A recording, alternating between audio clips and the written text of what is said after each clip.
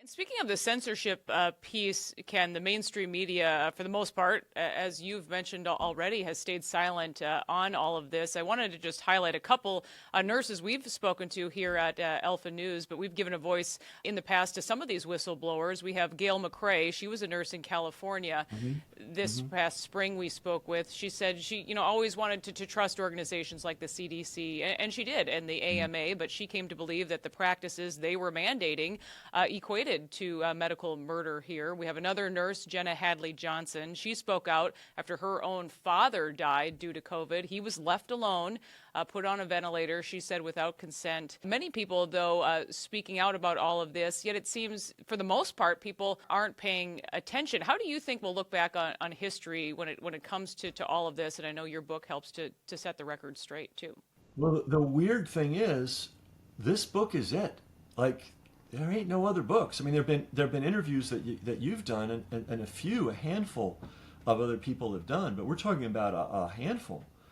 So, and there have been some stories. Scott Sherrar has got his story out pretty well, and there's some of the nurses got some media attention, but it could create the misapprehension that these are one-offs, like this is a tragedy, or this was one really bad group of doctors and nurses.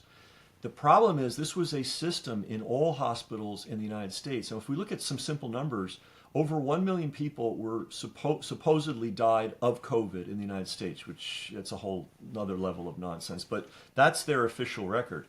Well, one thing we know for sure is of the people they said died of COVID, over 92% of them died in a hospital. So that means we start with the number 900,000, right? Now, I doubt that, well, I don't know. These protocols were never really called for unless it was an extreme, extreme, extreme case. So every time they put somebody through this I call it the meat grinder, and they died, they kind of killed them. Like if I come to the hospital and I have a cut and I need 3 stitches, and they decide to give me open heart surgery and I die, I think they murdered me. You know, so you ask about how is this story going to get out?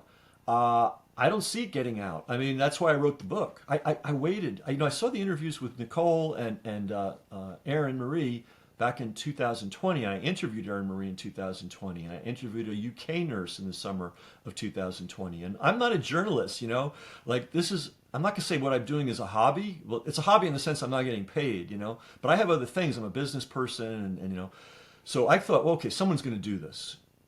2020, nothing. 2021, nothing. 22, nothing. Halfway through 2023, and I said, I better get going because, if nobody writes the history, it didn't happen. So at least this book exists. It's a history. People are interested, like you are interested, thank goodness, and others, and that's going to help. And the nurses have a motivation for people to know this. And here's the thing: the surviving families have a motivation to know this and spread this word.